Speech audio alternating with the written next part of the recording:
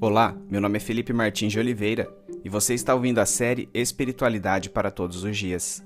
A reflexão dessa semana encontra-se no seguinte texto bíblico, Atos 9, de 1 a 31, e corresponde à semana 10 do Guia Devocional no livro de Atos dos Apóstolos, cujo título é Saulo, Saulo, por que você me persegue?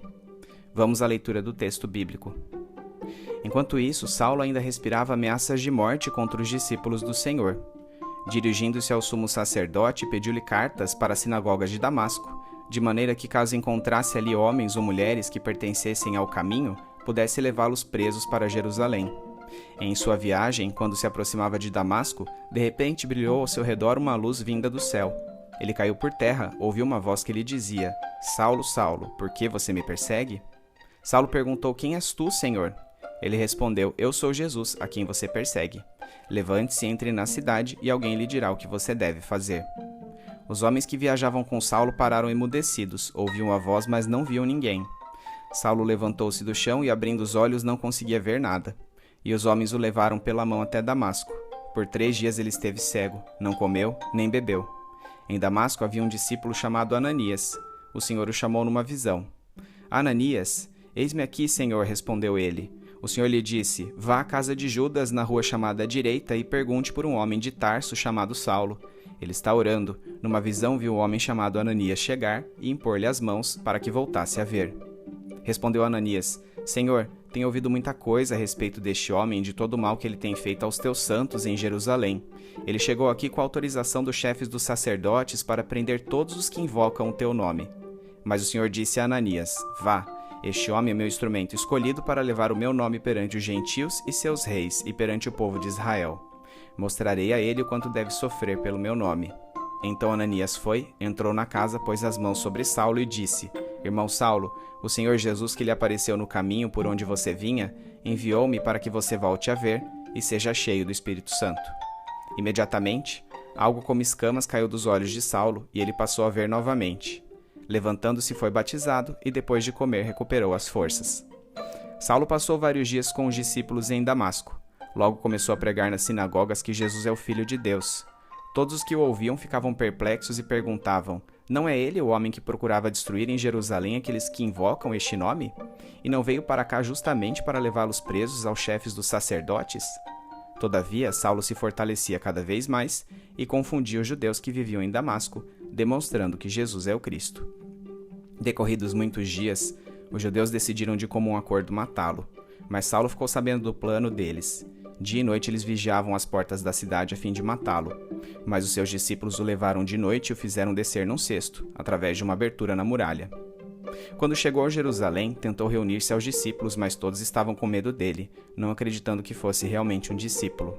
Então Barnabé o levou aos apóstolos e lhes contou como no caminho Saulo vira o Senhor que lhe falara e como em Damasco ele havia pregado corajosamente em nome de Jesus. Assim, Saulo ficou com eles e andava com liberdade em Jerusalém, pregando corajosamente em nome do Senhor. Falava e discutia com judeus de fala grega, mas estes tentavam matá-lo. Sabendo disso, os irmãos o levaram para Cesareia e o enviaram para Tarso. A igreja passava por um período de paz em toda a Judéia, Galiléia e Samaria. Ela se edificava e, encorajada pelo Espírito Santo, crescia em número, vivendo no temor do Senhor.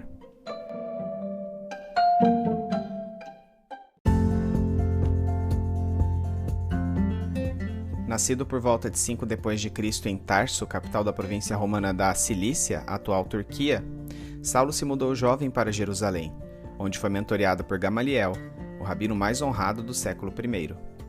A declaração autobiográfica de Saulo de que ele era um fariseu com zelo pela lei no judaísmo indica que ele era um zelote, dedicando-se a manter a integridade da religião judaica contra o helenismo e a salvaguardar a identidade nacional de Israel da pressão dos gentios. Tendo presidido a execução do diácono Estevão, Saulo começou a perseguir a igreja. Dirigindo-se ao sumo sacerdote, pediu-lhe cartas de autorização para ativamente aprisionar os cristãos que encontrasse nas sinagogas de Damasco, localizada na província romana da Síria. Embora situadas fora da Judéia, as sinagogas de Damasco, alvos de Saulo nessa passagem, estavam sob a autoridade do sumo sacerdote, e o mesmo ocorria com judeus residentes em qualquer parte do mundo conhecido.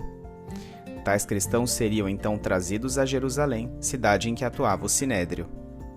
Saulo usava métodos ilegais em sua perseguição à igreja, castigando seus prisioneiros e forçando-os a blasfemar perante os líderes judeus. Além disso, sem poder para sancionar penas de morte que não passassem pelo crivo romano, os processos levados a cabo pelo Sinédrio estavam mais para incitações ao linchamento público do que para julgamentos formais. A caminho da cidade síria, uma forte luz, mais intensa do que o sol do meio-dia, brilhou no céu. Caindo Saulo por terra, bem como seus acompanhantes, ouviu uma voz que lhe dizia: Saulo, Saulo, por que você me persegue? A voz identificou-se como sendo o próprio Jesus Cristo, ordenando-o a entrar na cidade para ser orientado por certa pessoa a respeito do que deveria fazer. Os homens que viajavam com Saulo também ouviram a referida voz, embora sem entender o que ela dizia. Nada podiam falar, nem enxergavam quem proferia aquelas palavras.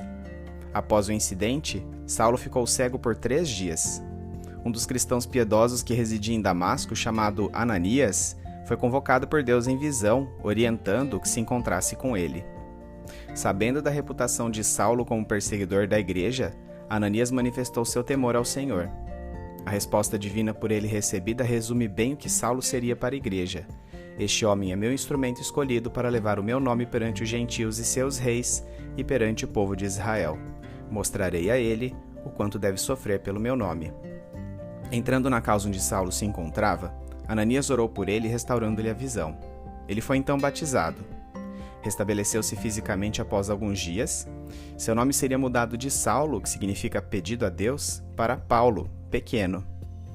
Passando vários dias com os irmãos em Damasco, começou a pregar nas sinagogas que Jesus é o Filho de Deus, gerando perplexidade entre seus ouvintes.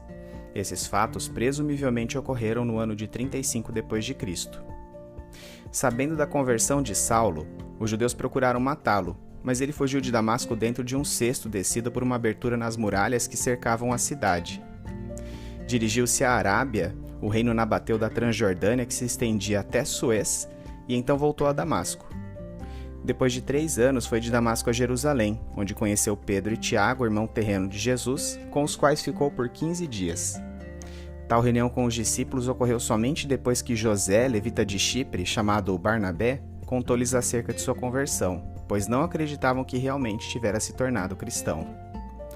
Após esses acontecimentos, Saulo começou a pregar em Jerusalém, e por isso os judeus de fala grega tentavam matá-lo, motivo pelo qual foi enviado foragido a Cesareia e a seguir às províncias da Síria e da Cilícia, mais especificamente a sua cidade natal, Tarso. Depois disso, Saulo seria recebido na igreja em Antioquia da Síria, atual Turquia, agremiação fundada depois da dispersão dos cristãos com a perseguição desencadeada pelo martírio de Estevão. Mais uma vez, seria Barnabé quem intermediaria sua recepção pelos demais membros daquela igreja. Com a conversão de Saulo ao cristianismo, a igreja experimentou um período de paz nas províncias da Judéia, Galiléia e Samaria, crescendo numericamente, mediante encorajamento mútuo dos cristãos.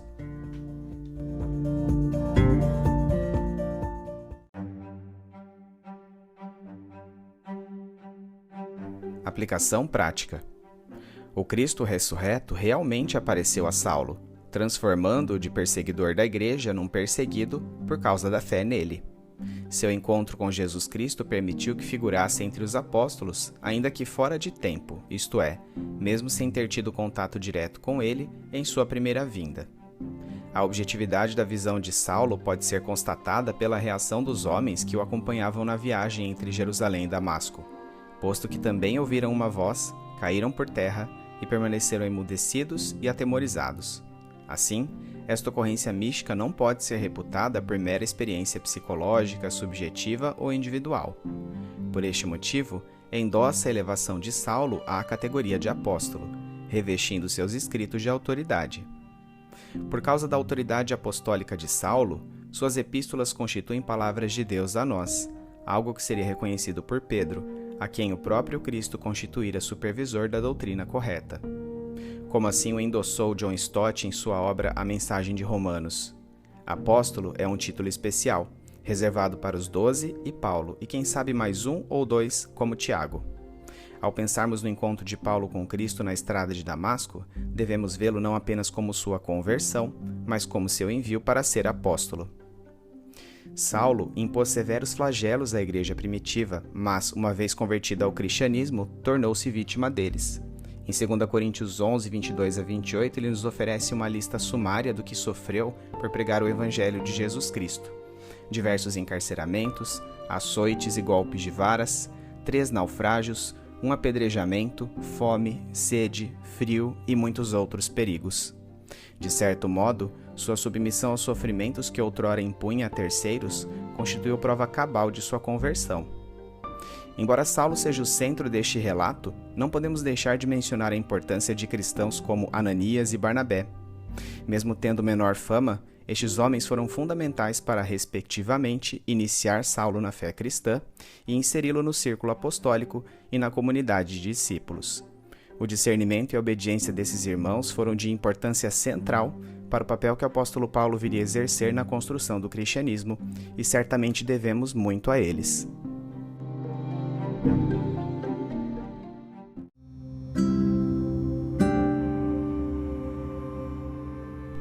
Trazendo da mente para o coração. O avesso da história. Que terrível cavaleiro, de armadura reluzente, como um raio vai ligeiro para matar gente inocente.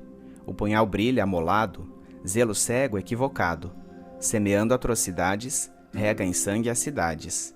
Mas na estrada de Damasco cai vertiginosamente, abatido o carrasco feito uma estrela cadente, frente a frente com a glória do Jesus que perseguia. Olha o avesso da história, a mais santa ironia. Mudou, mudou. Ele agora é perseguido e sabe o que é a dor. Mudou. Vive, morre, prega e chora pelo seu Senhor. Mudou. Traz no corpo as marcas que por Cristo conquistou. Mudou. Rosto que antes aguerrido, enfim suavizou. Mudou, mudou. Anda comovido, constrangido pelo amor. Mudou. Quando torturado, canta um hino de louvor. Mudou. Quer que o mundo inteiro saiba quem o transformou. Mudou. Porque muda mesmo aquele a quem o amor mudou. Estênio Márcios.